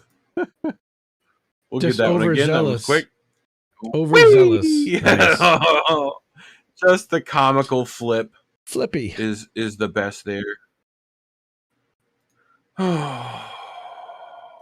Dude, I don't understand why people have like outdoor shit indoors. No. Fucking get that thing out of here. No, it can't have your burrito. Wait, what? Fucking yeah, you're not gonna get it back now. What? Like, you got your coffee, you're all ready for breakfast, you got your breakfast burrito, and then this asshole is like, no, I want it. Come on. Yeah, what are you doing with an owl in the house? Yeah. Chandler's wildlife. Yeah, dude, especially one that's aggro. Chandler. Like, what is he gonna take next? Chandler needs to rethink some things. And this suddenly makes my cat seem decent. An owl is a cat with wings. Nice. Is it really that unexpected when you're brunching with an owl? Wonderful point. Owl, take that. Nice. That gets a downvote just for saying that stupid pun. Oh no! What goes up? That what is goes not. Up must that, come. Oh, that doesn't feel good very in the neck. hard. No. Oh, that will require surgery later. Yeah, this is the guy behind him's fault. Damn. Like, bro, you gotta you're there to spot, like, help out. You know? Like, anyway. Damn. So, everyone, don't worry. Don't worry, he wore a mask. Don't worry, he wore a mask. It's fine, he wore a mask. It's fine, everything's fine. Like, he didn't make it inside, but he wore a mask. But he wore a mask. Like, how does this happen? Like, I know alcohol is involved, but like, it's like what? It's the sliding door. He was leaning on the sliding door, and it opened and sent him right flying. Wee. Bye. Ridiculous. Okay. Bye. This one, bikes. Lots of bikes. Uh-oh. Which one do you think it's going to be? That one. Oh, okay, but that one. And another one. He full scorpions over there. Oh, he's not moving either. No, yeah, he's knocked out. He's at least wearing a helmet. For sure. Yeah, he is. He's fine. He's just like, he's moving. He's moving. Can confirm he's fine. Oh, okay. So I think I see. But one I think more I just tab. got one more for the night. I see one more tab. Yep. And it's 154. Right on time. We got 5 minutes to get out. Pretty much. So Uh-oh. Oh, no. And out of nowhere, Oh, no. Bye. Oh, shit. Ah! bye. Oh, I You hope. know that's gonna continue to roll. Why did the video stop? Who stopped the probably video? Because someone was like, the cameraman probably, or the editor. But who? Yeah, it's turn, pan. Like again, get down here, bro. So many questions. Yep. Why are we here? Why are we filming? Like, how the hell did that happen? And is anybody in that truck? Oh, I wish I could tell you. Oh my gosh. I wish I could tell you. I hope not. You know, I hope whoever was in that truck is perfectly fine.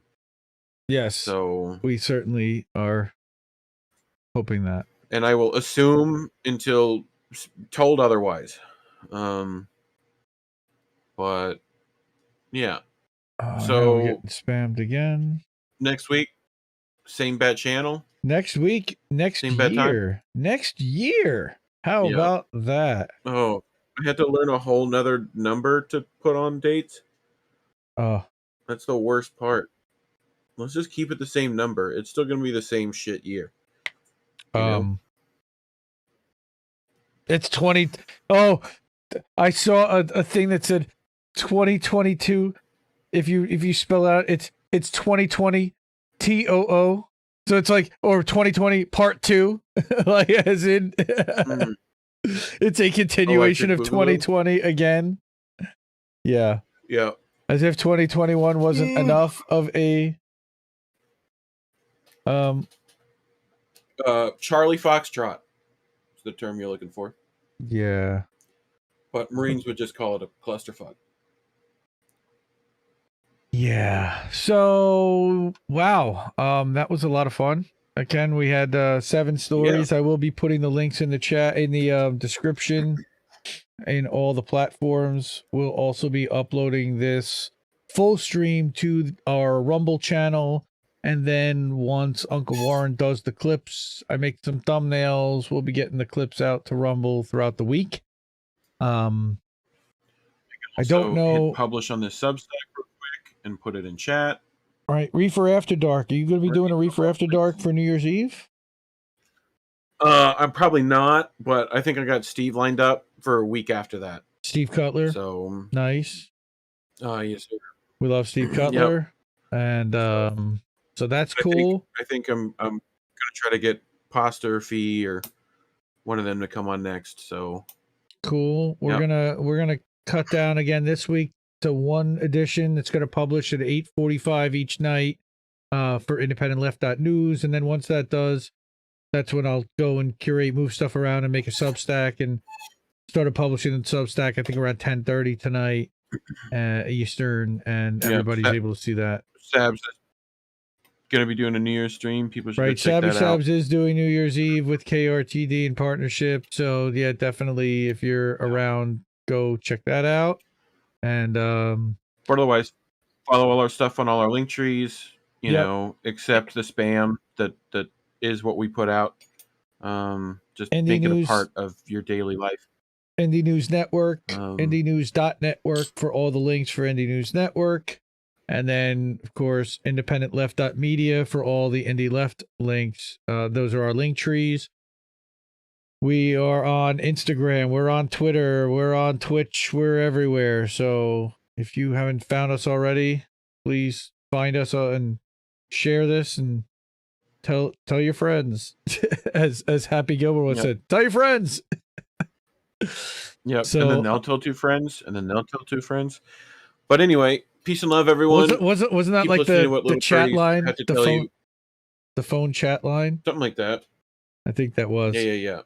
All right, and let's so yeah. Happy New Year, since I think that we'll be back in 2022. Holy shit. So Yep. And peace out, everybody. Have a great night. Yep. But anyway, peace, love, and soul, everyone. Good night.